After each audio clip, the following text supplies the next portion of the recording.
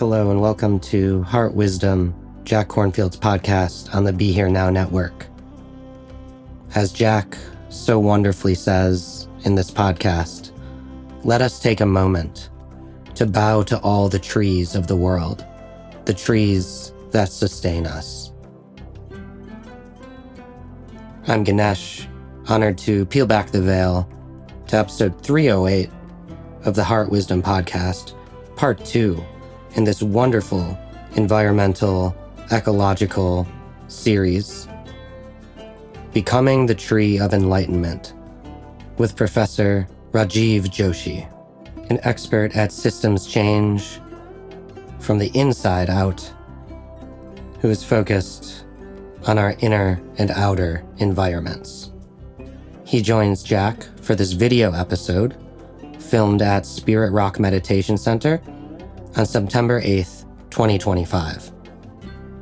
This 3-part series on healing the outer environment through working on inner climate change just so happens to be underway as we hear the news of Dr. Jane Goodall passing away, a true scientist, conservationist, and humanitarian who truly embodies all of the wonderful qualities that Jack and Rajiv dive into in this crucial episode. Rest in peace and thank you for everything, Dr. Jane Goodall. If you're a fan of the Lorax, this episode easily could have been called Jack and Rajiv Speak for the Trees, as it begins with a cozy expose on Buddha's relationship with trees throughout his life, and flows like wind through leafy branches right into a rooted guided meditation on becoming the tree of enlightenment, becoming the Bodhi tree. But before we dive in, we have a little bit of housekeeping. On October 28th, Jack reopens his Walking the Eightfold Path course for a live cohort. If you would like to walk the Eightfold Path with Jack Kornfield, along with your fellow students of the Eightfold Path, please head to jackkornfield.com. Jack also has a book coming out on November 11th, All in This Together. If you are a fan of Jack's storytelling, this is a wonderful and cozy book to dive into. And last but not least, this is something many of you have been waiting for. Jack will be back on the land at Spirit Rock for a day-long retreat on November 22nd. Inner and outer technology. How the inner technology of spirituality can help us navigate the ever-evolving outer technology of this brave new world. You can find all of this at jackkornfield.com. Otherwise, please sit back, relax, and enjoy this episode 308 of the Heart Wisdom podcast, Becoming the Tree of Enlightenment. May you be happy and healthy. May you be safe and protected. May you help others through the authenticity of your being. And may your inner climate help us beautifully transform the outer climate of the world to harmony and love. Namaste.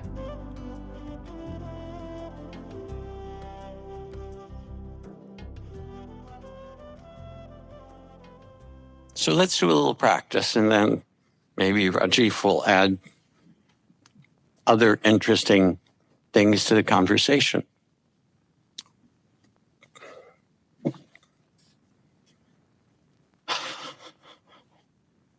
You who are online, you who are seated here, wherever you are, let yourself find a very simple, comfortable way to sit.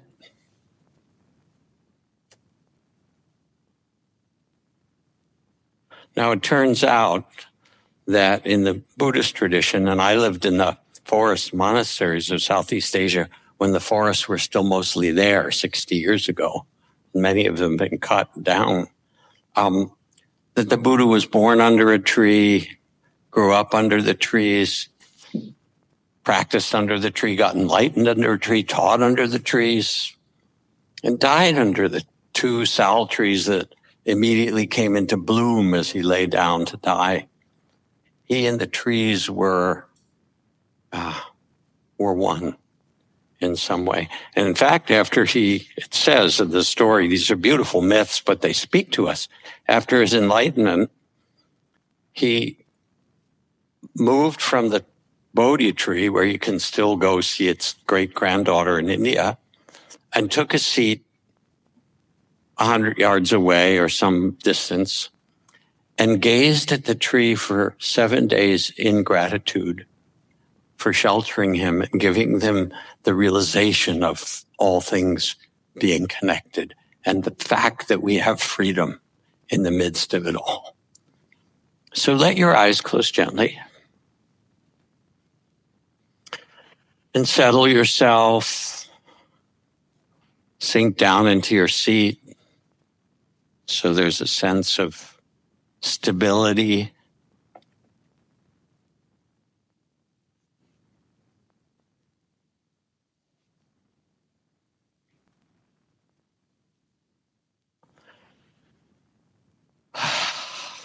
Take a couple of long breaths.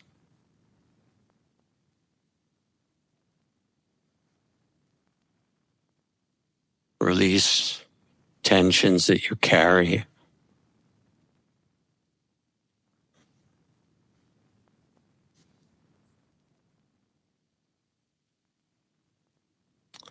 Let your eyes and face be soft.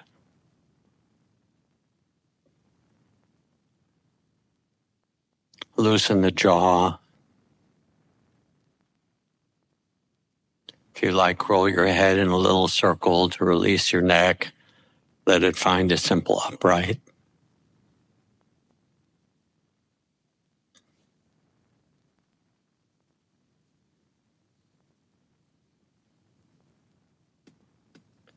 Let the shoulders relax and the arms and hands rest easily.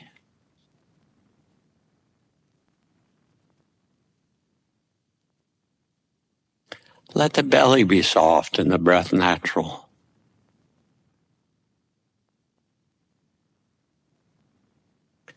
And let the heart be soft as well. To be present with an open and kind awareness.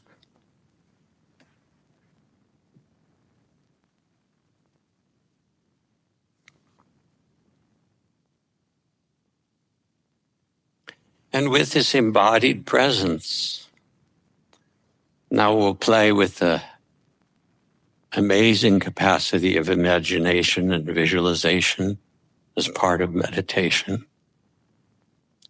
Let yourself imagine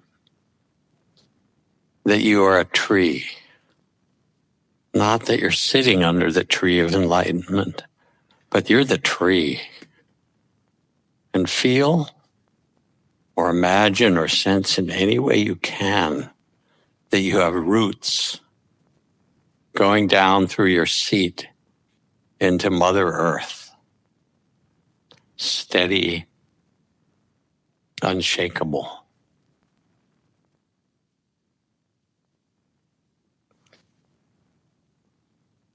Feel the grounding and the support.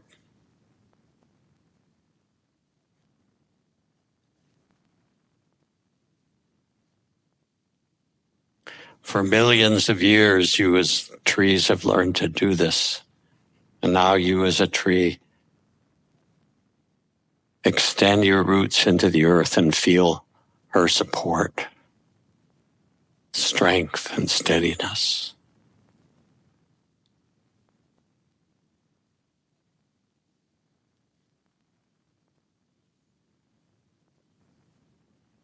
And then sense your body is the great trunk of the tree, upright, strong,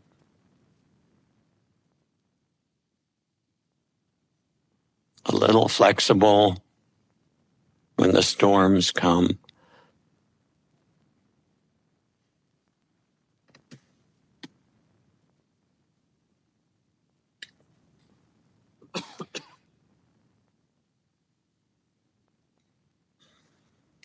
And feel your branches that reach out and reach up to the sky. Ordinarily, you have human arms, but you as a tree have these spreading branches. Imagine, feel, picture, sense.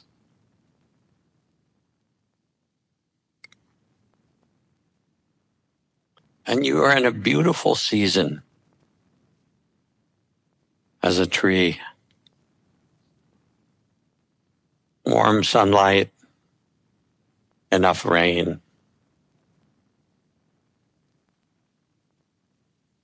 Feel the well-being of being part of the whole web of life.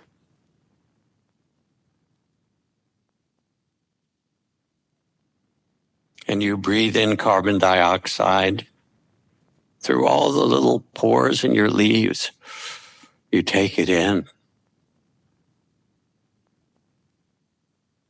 And you breathe out oxygen for all the creatures of the forest and the earth. What a beautiful thing to do.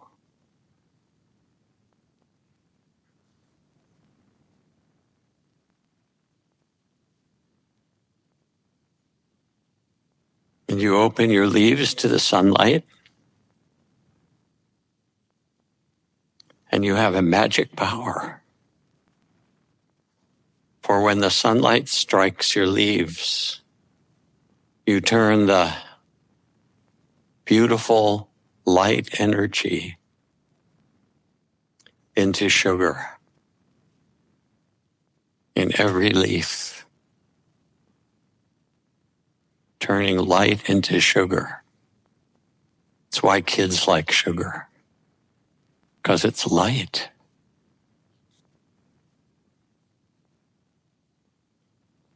And you feel yourself connected to the world around you. The roots and mycelium around the roots connect you to the other trees of the land. You can send sugar to trees that are smaller or children of yours or trees in need.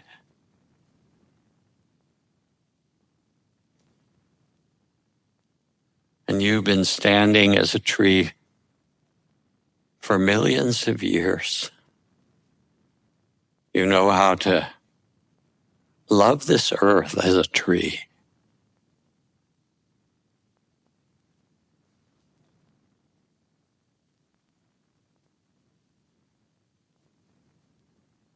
And sometimes human beings come to sit underneath you. Some time ago, this fellow called the Buddha sat under one of your relatives. And you can feel what it's like to shelter those human beings who wish to awaken. The warmth and compassion and shelter.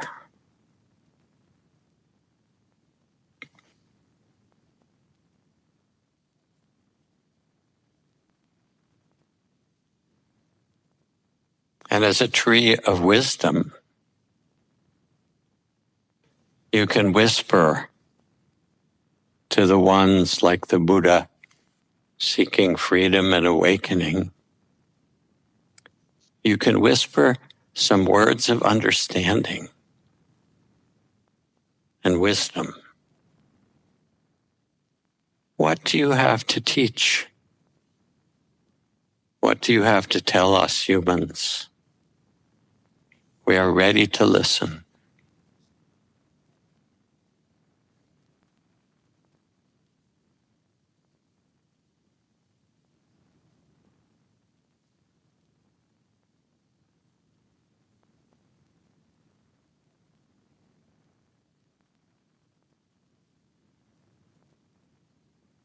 And finally, we as humans say thank you.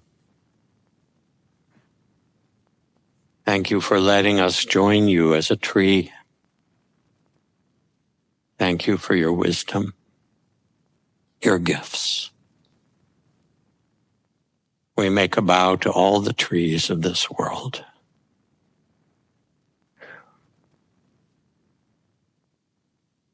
that sustain us. Gratitude, love.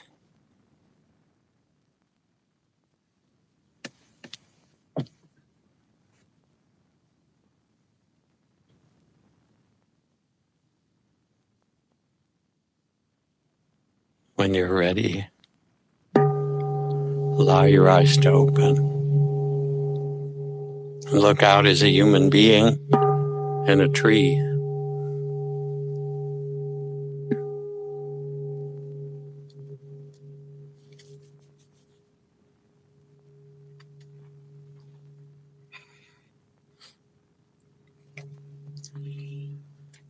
So next, before I ask you, Rajiv, for what you would add, I'd like to see if anyone wants to describe how that meditation was for you.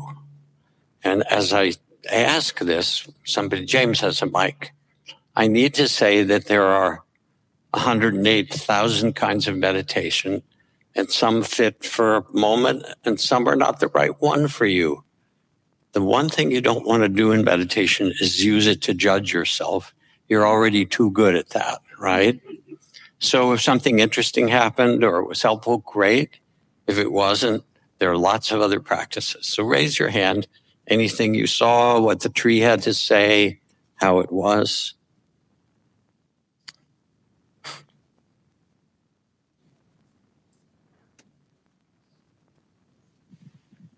Yobia. Hello? Yep. I was surprised by my compassion for the humans. They were small and so brief in their time. So I felt a lot of compassion for them. Thank you. Small and so brief. Anyone else? I think it's on now. Hi. If you could stand up, that would be really cool. Thank you. Hi. It was very moving. I often think about the survival and resilience of my ancestors and my lineage, and how I'm here because so many people found a way to make meaning and survive so much suffering. And I had a parallel experience of that with the tree, sort of thinking about what it's like to experience loss as a human, and also what that would be like as a tree. But to know, I was imagining the rings expanding, to know that, I'll be here as long as I am, but I'm also, my growth is inspired by the growth around me and the resilience. So feeling that as a tree was pretty cool. Thank you. Thank you. This is like deep ancestors. It's so important to honor ancestors. And this is just going back another generation. Hi, dear. Hi. It's so good to see you, dear Jack. Great to see you. Yeah, thank you. It was a beautiful meditation. And I'll just say what the tree seemed to say to me now. Was it the tree or was it me? But the tree simply said one sentence. Stop acting crazy.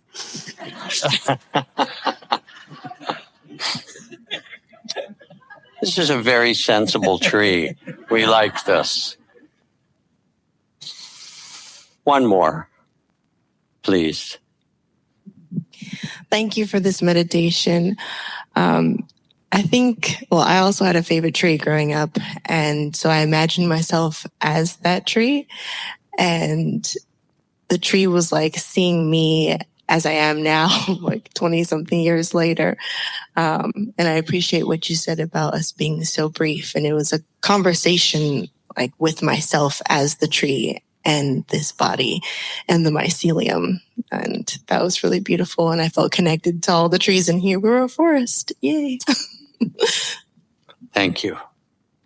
So for those that it was helpful, and again, it might be so for half of you, and the other half, it'll be a different practice.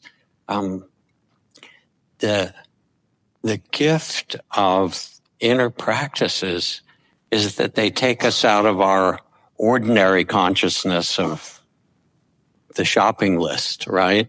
and the tasks that we have to do, and, all the thinking mind stuff that fills our days. And even in a few minutes, allow us to drop outside of or beyond that sense of separateness and feel the connection that we have to life itself, because it's actually who you are. So I've been blabbing for a while, and now it's, see what you want to add. Or I have questions for you too, Rajiv, which in a way, how does this connect with the work that you're doing? Or what are you learning that uplifts people? Anything. Well, shortly after I had that seizure, I hadn't worked so much in climate, to be honest. And I was asked by Christiana to write this inquiry into the future of climate action, the decisive decade, as part of this initiative that was formed one day after the Paris Agreement was gavelled, it was a mission. I think we're all part of that mission. Mission 2020, now Mission 2025, probably lifelong. And I said, well, why me? I don't really know so much about climate change. I don't know what we should do next. And I remember her and the team around saying, that's why we're asking you. But we spent 2 years on this inquiry, and we didn't focus on, any silver bullet solution. It wasn't this particular carbon dioxide removal technology or any one solution. But the report was entitled Organizing Climate Action, Catalytic Collaboration for Systemic Change. And it acknowledged that the biggest obstacle to addressing the challenge was our ability to organize ourselves as a species. And, when you look at when we put a man on the moon, we didn't start with any one propulsion technology. The first thing that happened was an association was set up to figure out how do 6,000 different types of actors coordinate themselves to work together. And within this inquiry, we had 3 core insights. The first was, as a community, we're always very clear what we're against, but we are not always so clear on what we're for, and we need a unifying narrative. And I would argue that, some of what's in regeneration, which, folks like Juliana Birnbaum, who's here and put together one of the most comprehensive database of solutions ever assembled, which builds and drawdown.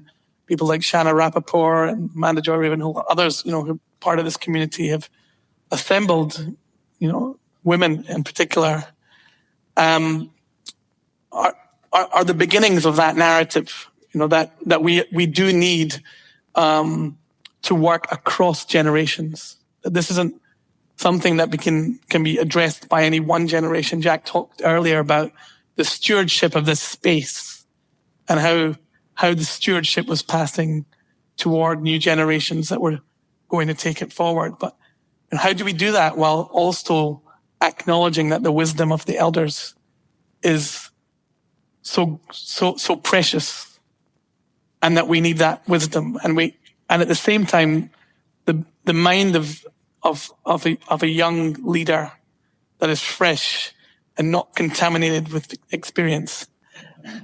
It's so critical. What a great phrase, huh? Fantastic. How do we create that intergenerational collaboration and regeneration? I think really reflects that notion that this isn't just any one generation's responsibility. It's all of our responsibility, and we have to regenerate. But also, regeneration is a principle, a practice, a process. And as we deeply delve into it, we start to realize that as a spiritual principle, there's a real depth to it. The second insight we had was that we needed to build trust within and between civil society and business, governments, those most affected, And right now, trust is extremely fragmented. We need to learn how to build bridges, not walls. And that skill, that capability to build bridges in the most difficult of contexts requires the depth of compassion. And my sense is that places like Spirit Rock, Plum Village, they can really help us as leaders understand how to practice compassion as a verb. And in a moment like this, where it's easy to vilify, it's easy to other, it's easy to blame, we have to find a way to practice radical compassion. And only through this act of radical compassion will we find the other side of that mountain where I believe there still is hope. And the third insight was we need accountability. We need to strengthen accountability. And that means we need to be willing to be assertive. We need to be willing to speak up when there is injustice, to act with right action, thoughtfully, intentionally, as a community, considering, even though it may have risks, what would it take to confront that which would destroy what we hold most dear? And so how do we strengthen accountability? Those are the three core insights. And then on top of that, we had this framework where we identified key actors. We called them the decisive seven. But it was a notion that we need to be conscious that we're just one actor in an ecosystem. And whether you're a funder, and I think there's some philanthropy here, which is setting the playing field, or whether you're an activist or part of a movement like Extinction Rebellion that is providing a shaking and awareness-raising role, or whether you're part of a think tank that is providing analysis or a frameworker that's helping figure out the standards, all of us have a critical role to play if we want to drive system change. And we can only advance, though, when we're fully conscious of the contributions that each of us play, and highlighting positive examples, figuring out how do you orchestrate those various players to work together is the deep work. And I feel that the biggest opportunity we have is in spaces like this and in other places is to, as we work through the inner work and let go and detach, to find the energy within us with fresh eyes, as Joanna Macy would say, and I think we're going to spend more time on that tomorrow, with fresh eyes, having examined our own suffering, to reimagine the world anew and to understand what does it take to work together to build that future, to provide people with something else that is compelling, that is hopeful, that is tangible, that's practical. And then how do we practice it as a community? Because that's the best way to demonstrate that what we are coming together for is something that others can also attain. And even if it's universal basic income, we talk a lot about these policies. What would it look like to practice some form of universal basic income within a sangha? Can we take some of these ideas and experiment them with them? And I think that's the invitation that I would have is I think the last thing I would say is, last insight was my very first gathering for the Plum Village community was after my wife and I had been hit by a car. She broke her neck in 3 places and was left in a walker after an operation. Our baby was 6 months old. Thankfully, he was not in the car. I was unable to walk. My spine was damaged also in many places. And Adam, who's here, and others will remember, I arrived in Hollyhock with an inability to walk. And I'd actually just been holding it together, and I was kind of moving until I was getting on the flight to Hollyhock.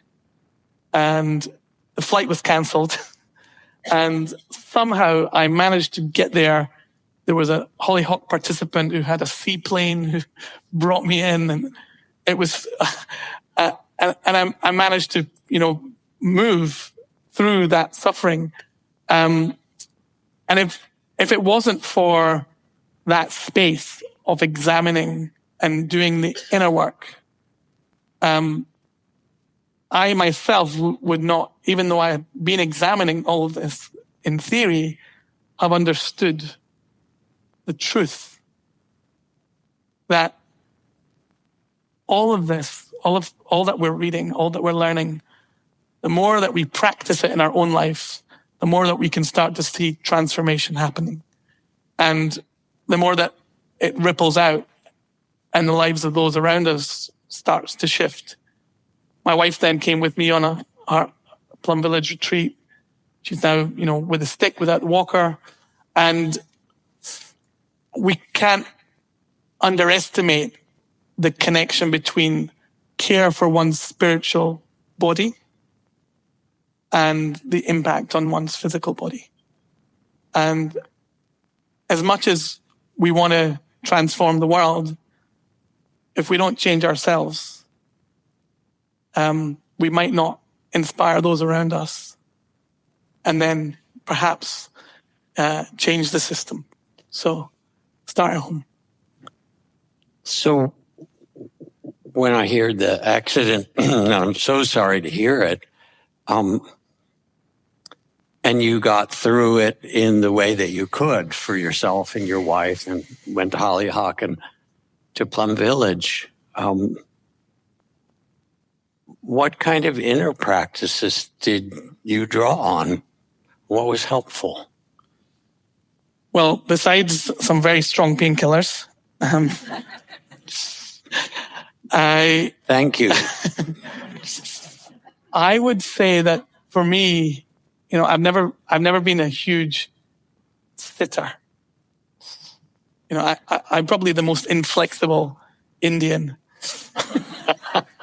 I would always ask, my mom would be like, can you not do a little yoga? And I could never even cross my legs as a kid.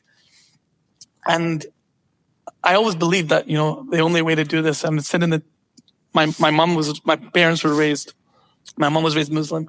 My father was raised Hindu Brahmin, and my grandmother started the first Hindu temple in India, in Scotland. And so even though we were raised Scottish Baptist, so we'd go to church on a Sunday and then we'd go to the temple. And I was made for the pews in the church because I could never sit on the floor in the temple. And so I had this in my mind. I had this view that the only way to practice is to sit and breathe, and I felt so uncomfortable every time I did it. And I thought, if this is the way to enlightenment, I don't know how I'm going to get there. And I got to Hollyhock, and I was speaking to, I was listening, and then they started talking about this walking meditation. I said, wow, walking is my favorite thing to do. I love walking. And when I'm walking, I feel connected. I feel really clear. My mind clears. I also like showering meditation. Christiana talked about brushing your teeth meditation. And I thought, wait a second, this is not just about sitting. And so to answer your question, for me, the practice is every moment. And realizing, and of course you drift, but realizing that in every moment, there's something available to us. Something very special that's available to us, and that is the moment itself. And that even as we gather here, our minds may go back to the past. There's so much trauma, there's so much pain. We think, should we have done that? Should I have done this? did I do that job properly, or did I get it wrong?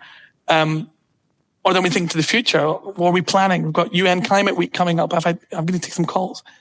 But actually, the only real moment that we have to do anything is now. And we have this next few days together. In every moment, we have this potential opportunity to connect, to create ripples, not knowing where those ripples might end up.